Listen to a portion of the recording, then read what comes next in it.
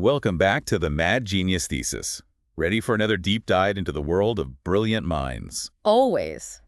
Especially when those brilliant minds are teetering on the edge, wrestling with those big existential questions. That's what we're all about here, right? Yeah. This time we're tackling Friedrich Nietzsche. One of the most influential and controversial thinkers of all time. And let's be honest, the guy's life story is practically tailor-made for our show. Literally throws his arms around a horse in the street, collapses, never fully recovers. Talk about dramatic. It's like something out of a movie. But the question is, was there something about his philosophical genius that pushed him towards the brink? Was it all connected? That's the million-dollar question, isn't it? And that's what we're going to try to unpack today. To help us unravel this tangled web, we're turning to Julian Young's Friedrich Nietzsche, a philosophical biography. A fantastic book, by the way. Young really delves into the complexities of Nietzsche's life and thought. No easy answers, no simple diagnoses, just a nuanced portrait of a man grappling with some pretty heavy stuff. Okay, so let's rewind the tape a bit. Where does Nietzsche's story even begin? Well, picture a small German village in 1844. Little Friedrich is born into a deeply religious family. Wait a minute, religious? The guy who declared God is dead had a pious upbringing. That's a bit ironic, isn't it? Well, that's what makes it so interesting. You see, his father was a Lutheran pastor. So young Nietzsche is steeped in these notions of piety, morality, sin, the whole 9 yards. Sounds like a pretty traditional start for a guy who ends up rejecting pretty much all of traditional morality. Exactly. And Young argues that this early religious environment actually plays a key role in shaping Nietzsche's later thought. It's like he internalizes this intense moral seriousness, but then turns that seriousness against the very foundations of his upbringing. So it's like a rebellion born from the heart of faith itself. That's a pretty wild dynamic. It really is. And to make things even more complicated, tragedy strikes when Nietzsche is just 5 years old. His father dies suddenly. Wow, talk about a formative experience. To lose your father at such a young age, especially a father who represents, those strong moral values, it's bound to leave a mark. Absolutely. And you see this struggle with traditional morality, this wrestling with the ghost of his father, all throughout his writings. It's like he's searching for a new foundation for meaning in a world where God is no longer the answer. Right. He's got to find his own way. So how does this young Nietzsche, burdened by this loss, grappling with these huge questions, end up becoming one of the most radical thinkers of his time? Well, how does he go from, grieving son to philosophical firebrand? Fill us in. His intellectual journey is just as fascinating as his personal life. He excels in school, eventually ending up at this prestigious boarding school called ofThe. It's known for its rigor, its intensity, turning out the best and the brightest. Like an intellectual pressure cooker. Exactly. And young Nietzsche just thrives in this environment.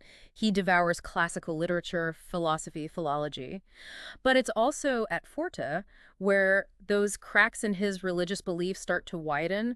Those doubts that were planted by his father's death really take root. So it's like he's being pushed to his intellectual limits, questioning everything he's been taught, and still carrying that emotional baggage from his childhood. That's got to be a recipe for some serious inner turmoil. You could say that, but here's the thing. Despite his later reputation for, solitude and almost misanthropy, Nietzsche was actually quite social in his youth. He made close friends, enjoyed debates, even experienced a kind of, let's call it a poetic love for Sophie Richel, the wife of one of his professors. Oh, so there was a human side to the brooding philosopher we imagined him to be. He wasn't just holed up in a library somewhere scribbling away. Not at all. He enjoyed companionship, intellectual sparring, all that good stuff. And these relationships actually play a big role in his development. Okay, so he's not just a lone wolf genius. He's bouncing ideas off his friends, falling in love, experiencing life. That's a good reminder that even the greatest thinkers are shaped by the people around them. Absolutely. And speaking of shaping influences, we can't talk about Nietzsche without talking about Richard Wagner. Ah, yes. Wagner, the legendary composer, the master of opera. This is where things get really interesting, right? Talk about a volatile relationship. Oh, it's intense, influential, and ultimately it ends in a pretty dramatic falling out. It's practically operatic. Before we get to the drama, tell me what drew them together in the first place. What did this philosopher and this composer have in common? Well, they both shared a deep admiration for the philosophy of Arthur Schopenhauer. Schopenhauer, the guy known for his cheerful outlook on life. Not exactly. Schopenhauer was deeply pessimistic. saw the world as driven by this blind, insatiable will, lots of suffering, very little joy. Wait, so the guy who wrote The Ride of the Valkyries was a Schopenhauer fan. That seems a bit counterintuitive. It might seem strange, but Wagner saw art as a way to transcend that suffering. He believed music could provide a glimpse of something higher, something beyond the pain of everyday existence. Okay, I'm starting to see the connection. So Nietzsche, grappling with his own personal losses and this, bleak Schopenhauerian worldview, finds solace and inspiration in Wagner's music. Precisely. He's captivated by Wagner's vision, by the power of music to express these deep, primal emotions. He even goes to live at Wagner's home, Tripschen, becomes part of the inner circle, soaking up the creative energy. Wow, talk about a fanboy. And it's during this time that he writes The Birth of Tragedy, right? That book that's all about, like, the ancient Greeks and the power of art. He does, and he dedicates it to Wagner. This book is actually crucial for understanding Nietzsche's whole philosophical trajectory. It's brilliant, unconventional, and deeply influenced by Wagner's ideas about art, myth, the power of music, all that good stuff. So we've got Nietzsche, deeply influenced by Schopenhauer and Wagner, wrestling with these massive questions about meaning and suffering and writing groundbreaking philosophy. But where does the mad genius part come in? Was his brilliance already showing signs of, instability at this point? That's the question that keeps scholars up at night, right? I mean, was there something about Nietzsche's brilliance that made him more susceptible to mental illness? Was it all part of the package? I mean, The Birth of Tragedy is a pretty intense book. Maybe there are some clues there. Oh, absolutely. It's actually in The Birth of Tragedy that Nietzsche introduces this concept of the Apollonian and the Dionysian. Okay, the Apollonian and the Dionysian. What are we talking about here? Give us the crash course. Think of it as two fundamental forces at play in human nature, in art, in everything, really. Apollo, the god of light, reason, order. He's all about boundaries, structures, clarity, that drive to make sense of the world, to impose our will upon it. Okay, so Apollo's the god of control, of rationality. Got it. What about Dionysus? Dionysus. Oh, he's the wild one. God of wine, ecstasy, frenzy. He's all about breaking down those boundaries, letting go, embracing the chaos and the mystery. He's the force behind music, dance, those moments when we lose ourselves in something bigger than ourselves. So it's like the head versus the heart, or maybe the civilized versus the primal. You got it. And Nietzsche saw these two forces as being in constant tension, both necessary, both dangerous. And he believed that Greek tragedy, at its best, was this incredible fusion of the two. It was art that confronted the darkest aspects of human existence, suffering, death, the meaninglessness of it all, but it did it through this framework of beauty and order. It's like staring into the abyss, but with a beautiful soundtrack. Right. And you can't help but wonder if Nietzsche saw this same tension at play in his own creative process. I mean, was his brilliance fueled by this constant dance between order and chaos? And did that dance eventually spin out of control, leading to that, infamous breakdown in Turin? That's a possibility that Young explores in his biography. He suggests that Nietzsche's ability to hold these opposing forces in tension, to walk that tightrope between brilliance and madness, may have been both his greatest strength and his ultimate undoing. Okay, so we've got this internal struggle between the Apollonian and the Dionysian. But what about external factors? How did Nietzsche's relationships influence his mental state? Well, his relationship with Wagner is a prime example of how these internal and external forces can collide. Right. They start out as this dynamic duo, united by their love of Schopenhauer, but then it all goes south. What happened? Nietzsche started to move beyond Schopenhauer's pessimism. He was developing his own more radical philosophy. And this is where we start to see those classic Nietzschean ideas emerge, right? The will to power, the death of God, the whole Übermensch thing. Exactly. And as Nietzsche's ideas evolve, he begins to see Wagner's artistic project as, well, kind of a dead end. He felt Wagner was clinging to these outdated religious themes, becoming too nationalistic, betraying the true potential of art to transcend all those petty human boundaries. So their break was more than just a personality clash. It was a philosophical divergence, a fundamental difference in how they saw the world and the role of art. Precisely. And it's interesting to note that as Nietzsche distances himself from Wagner, both personally and intellectually, his mental state seems to deteriorate. It's as if the very act of challenging these deeply ingrained beliefs, these powerful figures in his life, takes a toll on him. It's like he's pushing against the boundaries of thought, but also pushing against the boundaries of his own sanity. And as he moves away from Wagner's influence, his writing becomes even more intense, more urgent. You see the emergence of works like Human, all too human, where he just dismantles traditional morality piece by piece. It's like he's on this mission to deconstruct everything society holds sacred. But what about his personal life? Was he becoming more reclusive, more erratic? Definitely. He becomes increasingly isolated. His health problems worsen those migraines he's always suffered from. His eyesight deteriorates, and his writing becomes more fragmented, more aphoristic. It's almost like we're watching a slow-motion train wreck.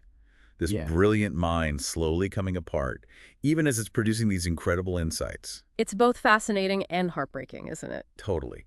And it makes you wonder, was Nietzsche aware of his own decline? Did he know he was playing with fire?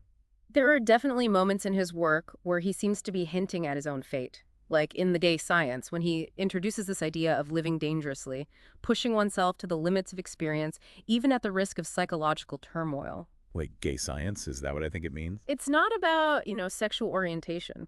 What? In this context, gay science refers to a kind of lightness of spirit, a joyful embrace of life despite its inherent suffering. So it's not just about staring into the abyss. It's about finding a way to dance on the edge, to embrace the darkness without being consumed by it. Exactly, but even that dance can be dangerous, right? Especially for someone like Nietzsche, who was so intensely engaged with the most profound questions of existence. So was he pushing himself too hard? Was his pursuit of this gay science ultimately a contributing factor to his breakdown? That's a question we'll have to grapple with as we explore the final chapter of his life, those last few years leading up to that fateful day in Turin. So here we are, the final act of the Nietzsche drama, the years leading up to that breakdown in Turin. The intensity just ramps up, doesn't it? Yeah, it's like watching a runaway train. It's going to crash. You just don't know when or how bad it's going to be. And Young really captures that feeling in his biography, the sense of impending doom, but also this incredible outpouring of creative energy. It's almost like Nietzsche knew his time was limited. There's definitely a sense of urgency in his later works, like he was trying to get everything out, before it was too late. So what's he working on during this time? What are the big ideas that are consuming him? Well, he's pushing his philosophy to its absolute limits. You see books like Beyond Good and Evil, On the Genealogy of Morality, Twilight of the Idols. Titles that just scream, I'm not messing around. Right. And the content is just as intense. He's grappling with the full implications of his ideas. The death of God, the will to power, the revaluation of all values. And you're not pulling any punches. Not at all. He's trying to map out a new way of being human, a way of living in a world without those old certainties. But all this radical thinking, this constant questioning, must have taken a toll on him, right? I mean, how much can one mind handle? That's the question, isn't it? And it's clear that Nietzsche's mental state is deteriorating. The isolation, the health problems, it's all getting worse. And yet he's still producing these incredible works of philosophy. It's like his brilliance and his suffering are feeding off each other. That's one way to look at it. It's a complex dynamic. So how do we make sense of this? Was his madness the price he paid for his genius? Yeah. Or is it more complicated than that? Well, Young emphasizes that Nietzsche's breakdown wasn't a sudden event. It was a gradual process, a slow unraveling. It's like he was carrying this heavy burden for years, and eventually it just crushed him. Exactly. And it's important to remember that mental illness is complex. It's never just one thing. Right. It's a combination of factors. Genetics, environment, personal experiences. It's all tangled up. In Nietzsche's case, he seems to have had a genetic predisposition to certain ailments. And then you add the stress of his life, the financial instability, the isolation, the constant intellectual strain. It's a recipe for disaster. It's like all the ingredients were there, just waiting for the right moment to combust. And it's tragic to think that someone who champions self-overcoming, who saw suffering as a necessary part of growth, ultimately succumbed to his own inner demons. But even in that final collapse, there's something almost, awe-inspiring about Nietzsche's story. There is, isn't there? It's a reminder that genius doesn't make you immune to suffering. It doesn't make you invincible. And it reminds us that the relationship between creativity and mental illness is complex, messy, and deeply personal. There are no easy answers, no neat and tidy explanations. So after all this, what can we take away from Nietzsche's story? What does it tell us about the Mad Genius Thesis? Well, I think it shows us that creativity can be a double-edged sword. It can be a source of both incredible insight and profound suffering.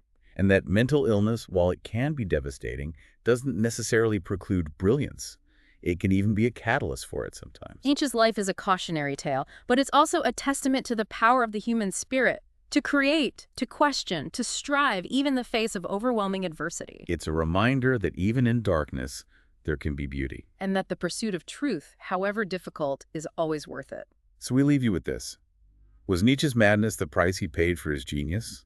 Or was it something more fundamental, something woven into the fabric of his being? It's a question that deserves a lifetime of pondering. And maybe, just maybe, grappling with it will bring us a little closer to understanding the mysteries of our own minds. Thanks for joining us on this deep dive into the life and mind of Friedrich Nietzsche. We'll see you next time for another exploration of the Mad Genius Thesis.